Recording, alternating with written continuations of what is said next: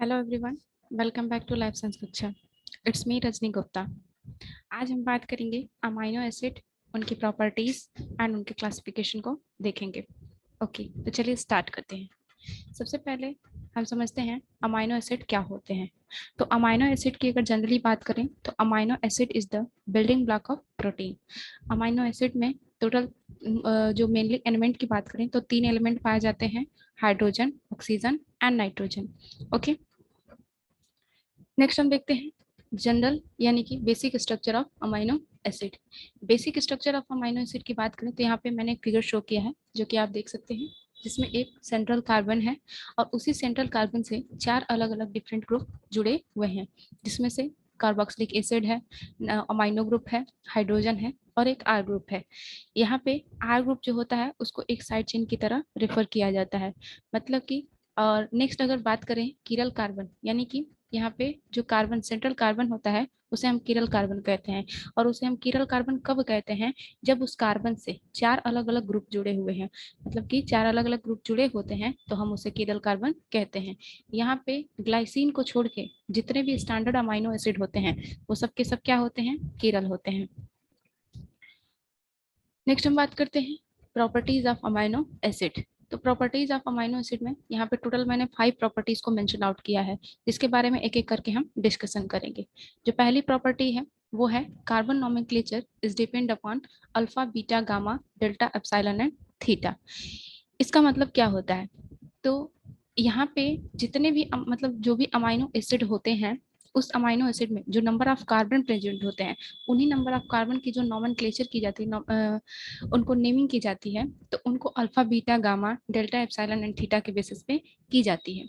जैसे कि यहाँ पे इस स्ट्रक्चर को देखिए, इस स्ट्रक्चर में एक सेंट्रल कार्बन प्रेजेंट है, इसमें एक ही कार्बन प्रेजेंट है, तो इस कार्बन को हम नाम देंगे अल्फा। मतलब कोई भी जो सेंट्रल कार्बन होगा, मतलब पहला कार्बन, उस कार्बन को हम अल्फा कार्बन बोलेंगे। इसके बाद से इसके आर ग्रुप से जुड़े हुए जितने भी कार्बन आएंगे उन सबको हम इसके बाद से कंटिन्यूअसली अल्फा के बाद beta, then gamma, delta, epsilon and theta का नाम देंगे। ओके, नेक्स्ट बात करते हैं capital L and capital D isomer of amino acid. ये क्या होते हैं? तो these are only state the position of amino acid, amino group. Okay, either it is left और right on the basis of amino group. ये जो सिर्फ होते हैं अमाइनो एसिड की पोजीशन को बताते हैं कि अमाइनो ग्रुप के बेसिस पे, मतलब लेफ्ट साइड में है कि राइट साइड में है। तो यहाँ पे एक स्ट्रक्चर आप देखिए जो कि हैंड लाइक स्ट्रक्चर है। यहाँ पे अमाइनो ग्रुप को देखिए, जो एक एल कॉन्फ़िगरेशन की तरफ जो अमाइनो एसिड है उसमें अमाइनो ग्रुप राइट साइड में प्रेजेंट है, और डी कॉन्फ़िगरेशन की तरफ जो अमाइनो एसिड है उसमें अमाइनो ग्रुप लेफ्ट साइड में प्रेजेंट है। तो इसी को हम कहेंगे capital N capital D isomer of amino acid. यहाँ पे जो कैपिटल एल आइसोमर होते हैं वही सिर्फ प्रोटीन के कंस्टिट्यूएंट कहे जाते हैं, मतलब कि प्रोटीन सिंथेसिस में पार्टिसिपेट करते हैं। नेक्स्ट हम प्रॉपर्टी की बात करते हैं optically activity of amino acid. तो optically activity of amino acid is the ability of a substance to rotate the plane polarization of a beam of light that is passed through it। मतलब कि substances की ऐसी ability जो कि plane polarise light को, plane polarise light की beam को जो कि उससे पास हो रही है उसको रोटेट करने की क्षमता रखते हैं, तो उसी को हम कहते हैं optical activity of amino acid. यहाँ पे अगर अल्फा कार्बन एटम जो अमाइनो एसिड का जो अल्फा कार्बन एटम होता है वो अगर कीरल है तो हम कह सकते हैं कि मॉलिक्यूल जो होगा वो ऑप्टिकली एक्टिव होगा। नेक्स्ट हम बात करते हैं small L and small D isomer of amino acid. तो small L and small D isomer of amino acid की बात करें तो सबसे पहले अगर बात करते हैं कि कंपाउंड, ऐसे कंपाउंड जो कि प्लेन पोलराइज लाइट को राइट मतलब कि क्लॉकवाइज मूव करा देते हैं तो उसको कहते हैं डेक्स्ट्रो रोटेटरी, मतलब कि small D isomer of amino acid. और अगर वह ऐसे कंपाउंड जो कि प्लेन पोलराइज लाइट को लेफ्ट साइड में मतलब कि काउंटर क्लॉकवाइज मूव कराते हैं तो उसे हम कहते हैं लेवो रोटेटरी, यानी कि small isomer of amino acid. ठीक है, यहाँ पे कीरल और एक कीरल की भी बात की गई थी, तो मैंने बताया था कि कीरल जो अमीनो एसिड होते हैं उनके पास एक कीरल मतलब अल्फा कार्बन के साथ 4 अलग अलग ग्रुप प्रेजेंट होंगे, जिसमें से ग्लाइसिन को छोड़ के जितने भी स्टैंडर्ड अमीनो एसिड होते हैं वो सबके सब कीरल होते हैं। मतलब मोस्ट प्रोबेबली एक एक जो कार्बन होगा वो कीरल होगा। बट आइसोलेशन और थ्रियोनिन ऐसे अमीनो एसिड होते हैं जिनके पास 2 कीरल सेंटर पाए जाते हैं। नेक्स्ट लास्ट हम बात करते हैं अब्जॉर्बेंस ऑफ अमीनो एसिड।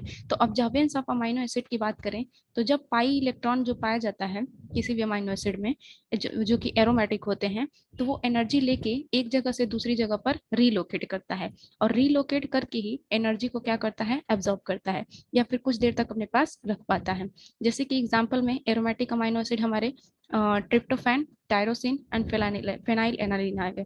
ठीक है, तो इसके एब्जॉर्बेंस की बात करते हैं तो सबसे ज्यादा एनर्जी एब्जॉर्प्शन होता है वो ट्रिप्टोफैन का होता है जो कि 280 नैनोमीटर होता है। उसके बाद टायरोसिन होता है जो कि 275 नैनोमीटर होता है, और उसके बाद से फेनाइल एलानिन होता है जो कि 254 नैनोमीटर होता है। ठीक है, प्रॉपर्टीज हमने देख ली। अब हम देखेंगे single letter code of amino acid. तो यहाँ पे मैंने 3 लेटर कोड भी लिया है और सिंगल लेटर कोड भी लिया है। 3 लेटर कोड आप लोग अपने एंड से पढ़ सकते हैं। यहाँ पे हम सिंगल लेटर कोड की अगर बात करें तो सबके कोड याद रखने की जरूरत नहीं है, क्योंकि कुछ स्पेसिफिक अमीनो एसिड ऐसे होते हैं जो कि जिनके सिंगल लेटर कोड अलग होते हैं। बाकी जितने भी अमीनो एसिड होते हैं उनके सिंगल लेटर कोड उनके फर्स्ट लेटर से ही एराइज किए जाते हैं। जैसे कि यहाँ पे देखिए आपका सिंगल लेटर कोड की बात करें तो सिंगल लेटर कोड में सबसे पहला जो अमीनो एसिड है वो एलानिन है। तो एलानिन के लिए तो ए है, तो खैर ये तो मान लीजिए पहले लेटर से ही आया है। उसके बाद से एस्पार्टेट की बात करें तो एस्पार्टेट के लिए डी है, ग्लूटामेट के लिए ई है, उसके बाद से ग्लूटामिन के लिए क्यू है।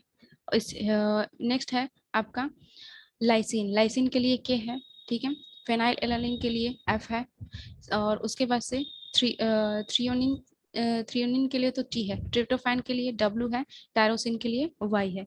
ठीक है, ये अलग अलग कुछ स्पेसिफिक अमीनो एसिड हैं जिनके सिंगल लेटर कोड डिफरेंट है। बाकी जितने भी अमीनो एसिड हैं जैसे कि सिस्टीन की बात करें तो सिस्टीन के लिए सी है, हिस्टिडीन के लिए एच है, ओके, ल्यूसिन के लिए एल है। ऐसे ये अमीनो एसिड हैं जिनके लिए इनके सिंगल लेटर कोड इनके फर्स्ट लेटर से ही अराइज हुए हैं। ठीक है, ये हो गई हमारी सिंगल लेटर कोड की बात। अब नेक्स्ट बात करते हैं हम क्लासिफिकेशन ऑफ अमीनो एसिड। तो क्लासिफिकेशन ऑफ अमीनो एसिड की अगर बात करें तो यहाँ पे टोटल 5 बेसिस पे क्लासिफाई किया गया है अमीनो एसिड को। अकुरेंस के बेसिस पे, on the basis of R group के बेसिस पे, रिक्वायरमेंट के बेसिस पे, नेचर के बेसिस पे and on the basis of precursor group. ठीक है, एक एक करके इसको हम समझेंगे।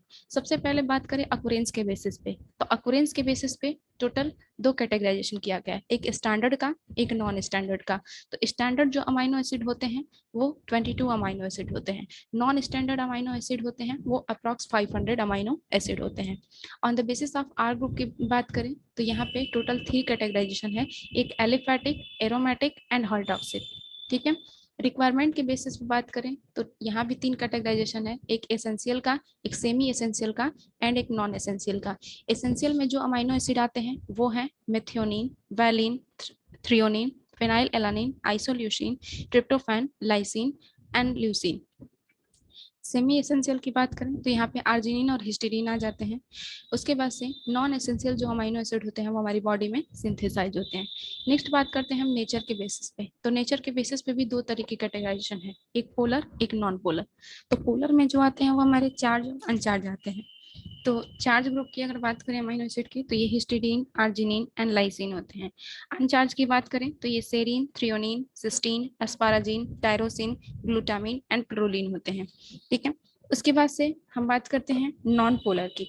तो नॉन पोलर जो होते हैं वो होते हैं glycine, valine, alanine, proline, isoleucine, leucine, tryptophan, phenyl alanine and methionine. ठीक है, ये हमारे हो गए non polar amino acid. Last हम बात करते हैं on the basis of precursor group. On the basis of precursor group पे बात करें तो ये कीटोजेनिक, ग्लूकोकीटोजेनिक और ग्लूकोजेनिक होते हैं, जिसमें से कीटोजेनिक जो अमीनो एसिड होते हैं वो लाइसिन और ल्यूसिन होते हैं। ग्लूकोजेनिक जो होते हैं ये एल्डिहाइड ग्रुप के बेसिस पे होते हैं, जैसे कि isoleucine, threonine, tryptophan, tyrosine and phenyl alanine. ठीक है, ये रहा हमारा classification of amino acid. Hope कि आप सभी लोगों को ये लेक्चर अच्छा लगा होगा। So thank you so much for watching this video. Okay, आगे भी ऐसे ही लेक्चर आपको मिलते रहेंगे। So please like and subscribe.